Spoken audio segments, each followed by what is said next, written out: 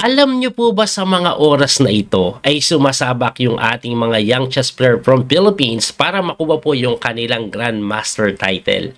Eto po yun, no? Ginaganap ngayon ito sa Hanoi, Vietnam. Ito po yung Hanoi GM Chess Tournament wherein invitational po ito. So, closed tournament. At kung titingnan nyo po yung lineup, ayan, may dalawang grupo. Sa isang grupo po, andyan si Daniel Quezon at Grandmaster Darwin Lailo. So, Daniel Quezon, IM pa lang po siya. Kailangan niya po yung mga ganitong tournament para makuha niya yung norm niya.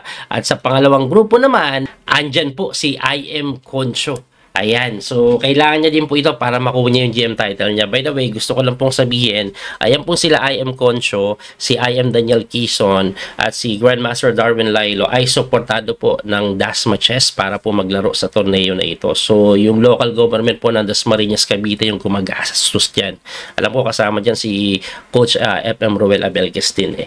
Anyway, yes, lumalaro yung mga Pilipino pero wala po akong copy ng games nila. Kaya ang i-analyze ko ay yung meron po akong access, which is, tingnan nyo po yung isa pong player dyan, si IM Prin Lau Hao Wirapap.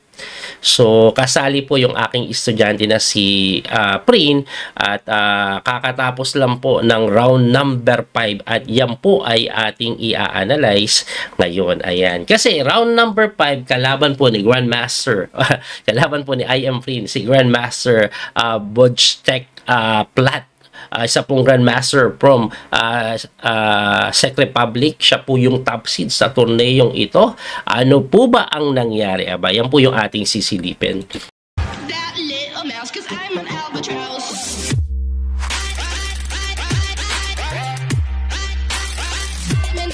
Kasi, ang ginawa po namin ni Prin, naghanda kami dyan.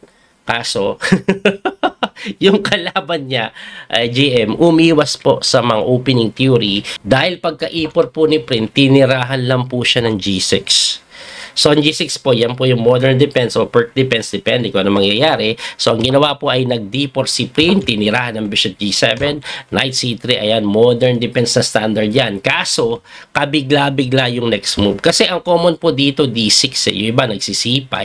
Yan po yung aking alam. No? Pero yung kalaban niya talagang nililigaw si Prin sa opening preparation or sa mga theory na malalalim kasi mga batang player talaga aral yan eh. Aral yan sa opening masyado. Tumira lang po ng E6. Nakabigla-bigla. Kasi ang E6, parang may pagka, ano yan, hipo-hipo style. Relax lang.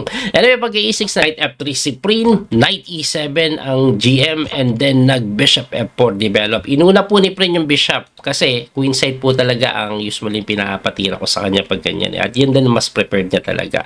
Anyway, nag-D5 po yan, natinirahan lang ng Queen dito. Ayan na po, pakasling na. So, kinapture po yung E4, binawi ng pawn, and then nag-castling. Pagka-castling, Bishop D3 lang si Prin, huwag kayo masusupresa. Coach, binibigay po yung pawn sa D4. Hindi mo pwedeng kainin basta-basta yan kasi kakapture lang yan pagka-take, sira ka lang ng C3. One pawn up ka pero sobrang weak po yung mga dark square. Ayan. Kaya hindi talaga kinakapture yan. Ang tinira po is Knight lang po sa C6. Ayan. From B to C6, pine-pressure yung pawn. Ayan, tatlo na. Kaya dinipensa na ng C3. Nag-Knight F5 yan, natinirahan lang ng castling ni Prin. Tapos dito na, medyo nagwala po yung itim. Pero yung pagwawala niya, number 1 engine move. Siya po ay tumira ng B5. Ayun. B5 wherein pinapakain yung pawn.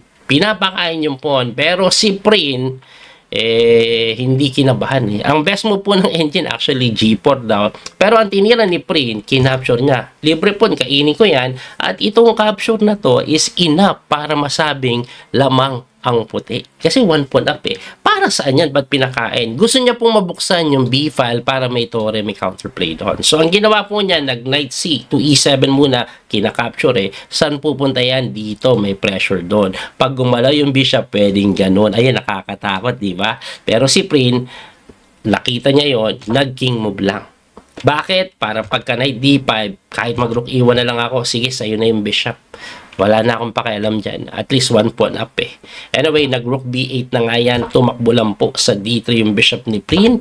Nag-bishop b7 tamang develop na sinagot lang po ng bishop e5 si Prin. Hinahamon po yung bishop na tinirahan ng f6. Umatras. At pagka-atras, nag-bishop balik sa c8. Ang gulo ng bishop, no? Bakit? Kasi dahil sa f6 po, na-weaken yung e6. So, yan po yung tinira niya para depensahan yan in case na mag-knight po sa c5. Ito pong si Prin. Anyway, dito po, nag-king b1 muna si Prin. Umiwas po siya sa mga posibleng atake dahil nakapin yung pawn. Kaya commending muna yung hari, tinirahan ng rook b6 para depensa po yan dito sa e6. Tapos pwede din dito mapalit yung bishop. Ang ginawa ni Prin, nag-knight c5 para hindi makapag-bishop a6. Tumira naman po ng knight takes g3, kinapture, and then queen d6 para solid may depensa po dito sa d6 or e6. Pero alam nyo ba, sa posisyon na ito, lamang na po talaga ang puti. Bukod po kasi sa 1 pawn up siya, may forever weakness na kailangan bantayan sa e6. Anyway, nag-queen c2 lang si Prin na sinagot ng rook c6 na medyo nagtaka ko dun.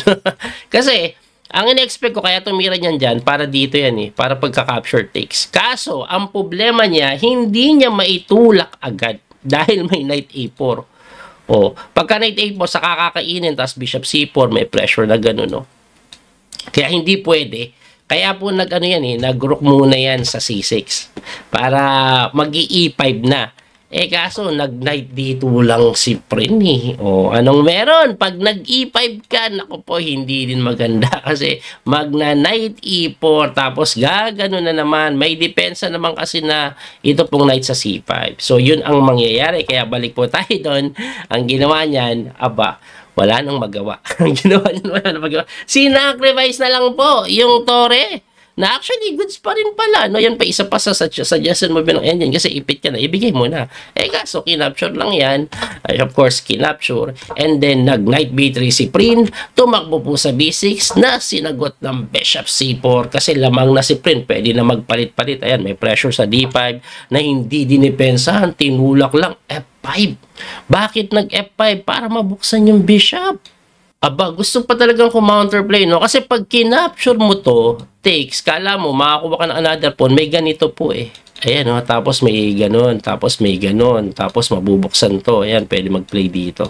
Hirap pa nakita niyo pa rin yun. Kaya ang tinira niya po, nag-knight d4. Pressure sa e6, pero ang black counterplay, queen c5. Inatake yung bishop, no? Pero dinipensahan lang yan ng queen b3 at the same time dagdag pressure sa d5. Nagtira po ng king move para hindi na daw siya nakapin. Kaso, kinapture lang ni Prin yan, no?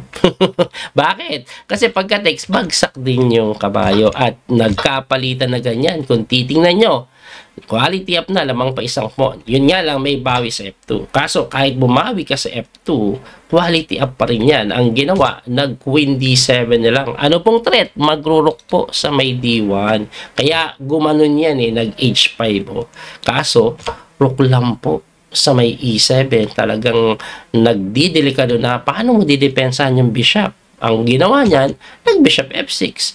Kaso, merong matinding rook h7 si Prin, pagkaangat, tinirahan lang ng rook h6. Wala na. Finish na. Ubos na. Kasi ito po yung threat, mate, sa kato. O paano mo didepensahan ng sabay? Ang pwede mo nilang gawin, mag-rook f7, kaso pagkatira ng queen e8, o anong gagawin mo? Hindi ka makaangat, mate, dito. Pag humarang ka naman, rook takes g6, aray ko po. Saka pumunta dito, rook d7, talagang sunod-sunod, uulan na ng check at mamamate. Dahil doon, panalo po si Grandmaster or Grandmaster tuloy. I am pa lang si Prin. I am Prin Lauhawi Rapap against sa top seed na si GM Plat. Ano po ang standing after round number 5? Tingnan niyo po ito. Leading po si FM Pamtram Giapuk. Alam niyo bang 14 years old lang yung FM na yan? Tinalo si Prin. Tinalo si Prin yan nung round number 2 po ata. Ito naman si GM Preyes Moro, isa po ito sa top player po ngayon ng Indonesia. Ay Tie po silang dalawa. And then si Plin Lau Hao we wrap up with 3.5. Ayan, third place si Plin. So, okay pa. And then si I Am Concho, nasa 2 points out of 5. So, medyo alanganin. Kailangan niya maka-straight ng 4 para may chance makakuha ng norm, no? Kasi mahihirapan siya. Yung GM po, medyo nagkakalat, 0.5 lang. Pero, hindi po siya kasi naglaro ng dalawang game. Lalaruin niya siguro yan, pero hindi pa sa ngayon. Ayan, no? Anyway, yun po ang kasalukuyang standing sa isang grupo naman. Tingnan po natin. Daniel Quezon leading the tournament with 3.5. Ibig sabihin, pag nagpanalo pa yan, tuloy-tuloy, may chance pa. Si Jem Tran Tuan Min, ay natalo siya last round, ibig sabihin? Hindi, naglalaro pa. 3.5 out of 4, so naglalaro pa siya. Ongoing pa yung game niyan. Muli, ito po yung Coach Pede Master Daniel Causo. Try natin subaybayan to habang wala pang bigatin tournament. Tingnan natin yung laro ng ating mga kababayan at ng isa dyan. Si Prin. Hanggang sa muli pagkikita. God bless po. Thank you sa support. Bye-bye.